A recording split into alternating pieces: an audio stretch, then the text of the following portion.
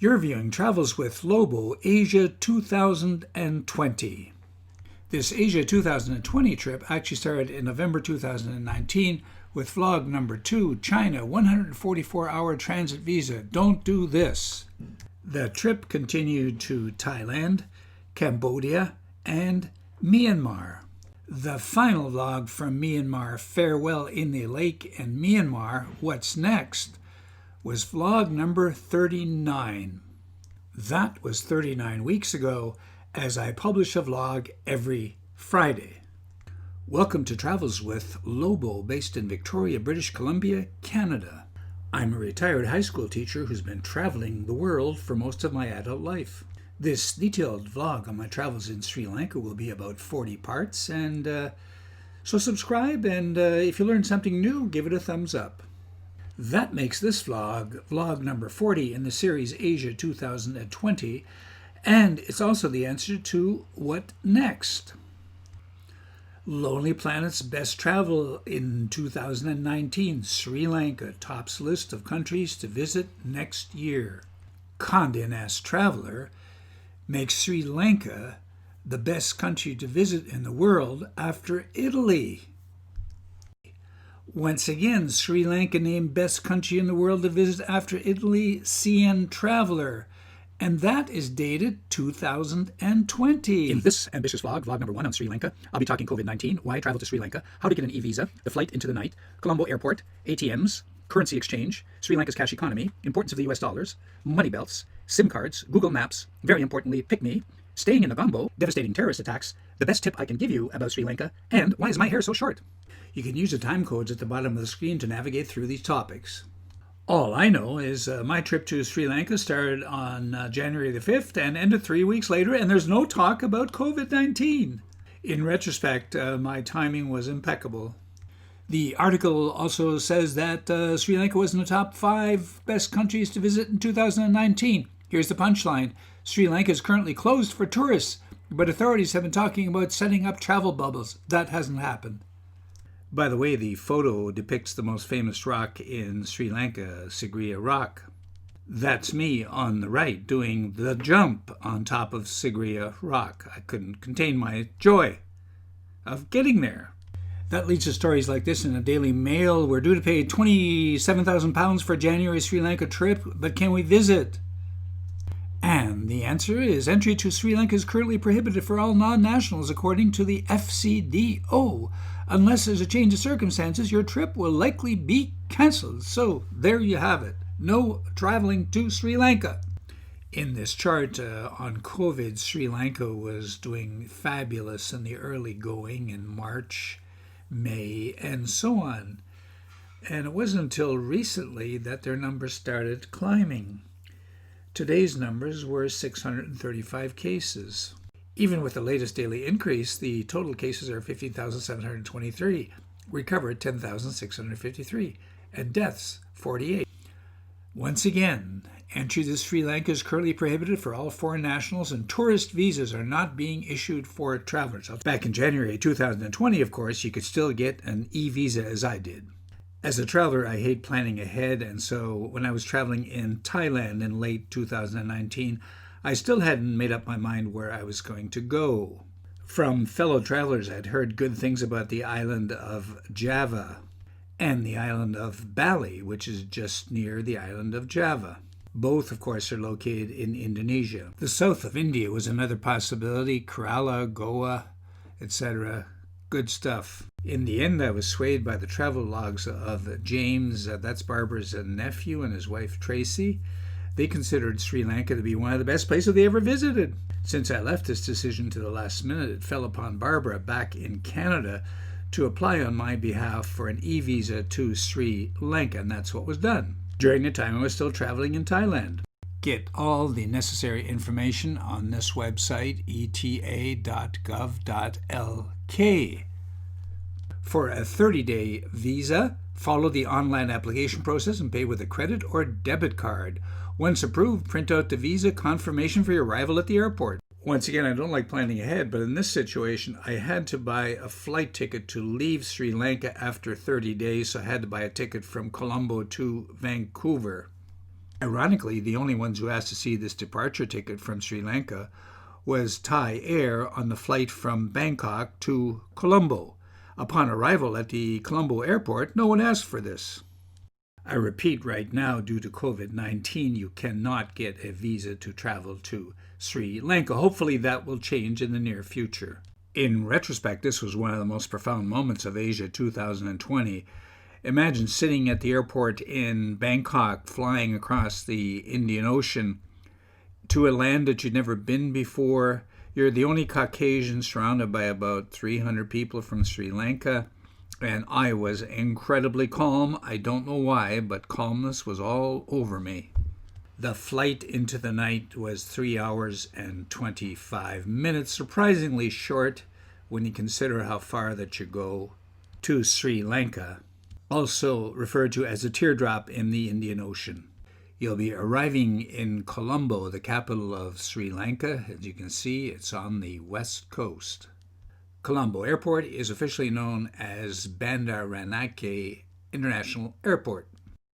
I arrived just before midnight, and the customs, immigration, it all went so smoothly. It was incredible. Passport and the e-visa, and you're good to go.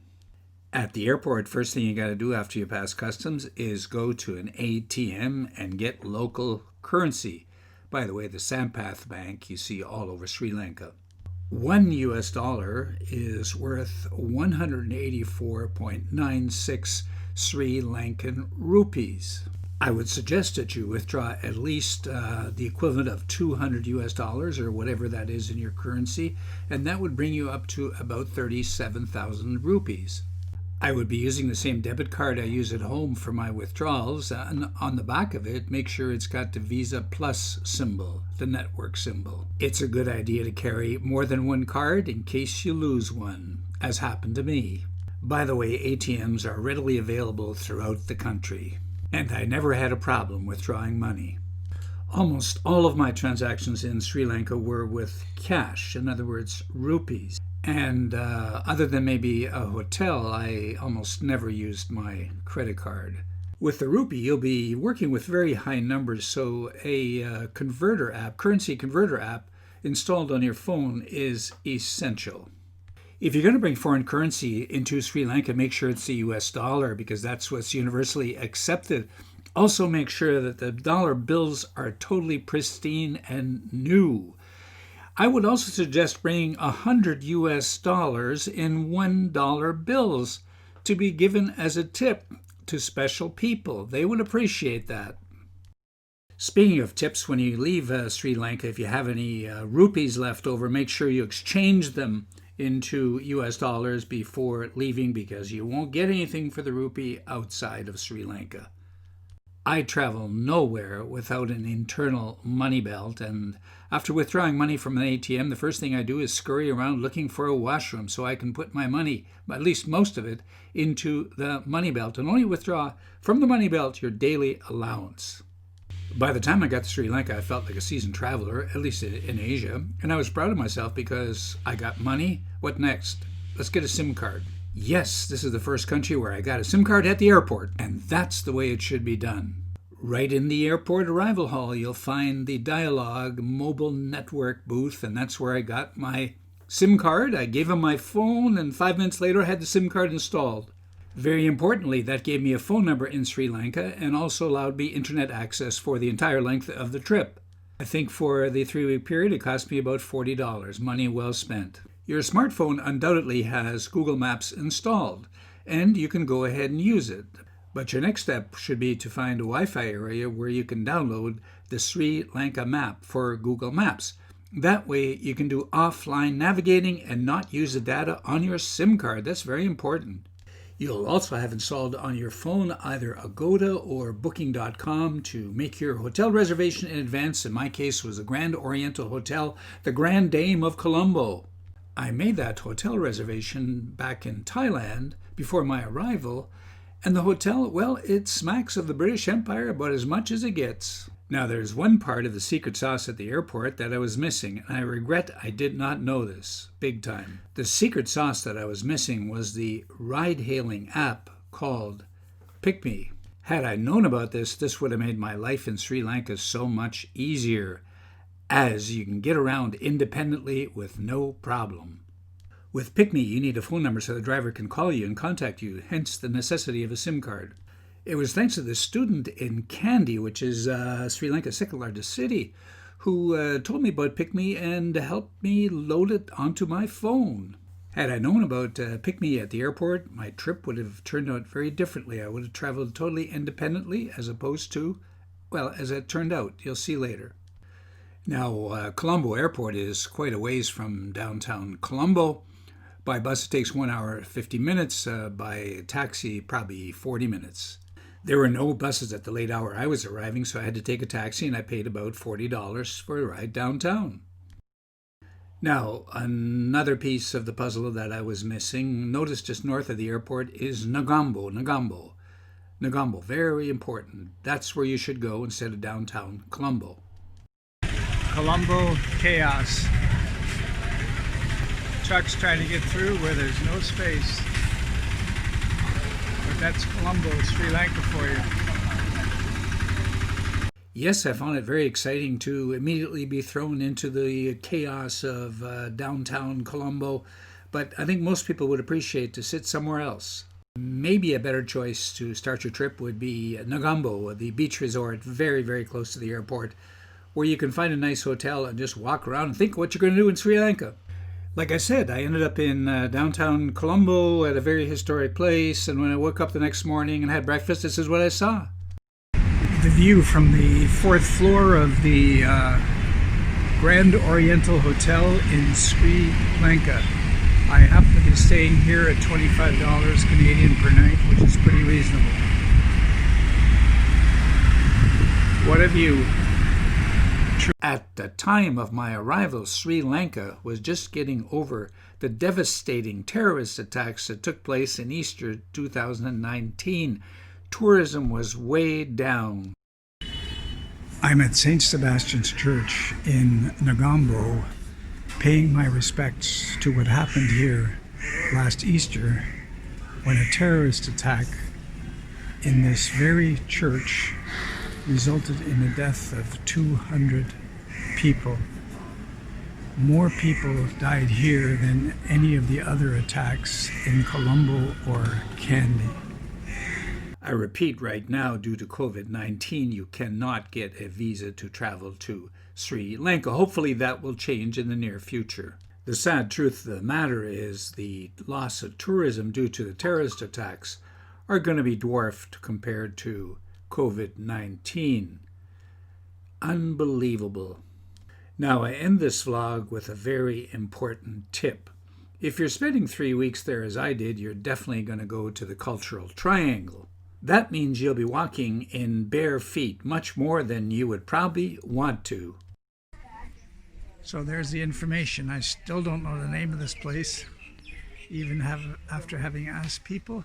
And one more time, there it is, the highest stupa in all of Sri Lanka, and my feet are burning like hell. I gotta go. The torture on my feet, it's almost like I'm being, well, tortured. I have the world's most sensitive feet. It's about time these feet of mine get a little bit tough. I'm tired of being pussyfooted around. So my advice to you before you go to Sri Lanka, toughen up your feet. I don't know how you're going to do it, but toughen up your feet because you're going to need it. By the way, the haircut I got in Koh Samui in Thailand, and I asked the barber for just to take a little bit around the edges, and I guess it was a loss of translation or something. And I see now I should have asked him for a nose trim also. Join me next Friday from Colombo as I show you the amazing accommodations I had and I discuss the various means of exploring this wonderful country of Sri Lanka. See you next Friday, and thank you for a thumbs up or any comments. If you have any specific questions, you can reach me at travelswithlobo@gmail.com.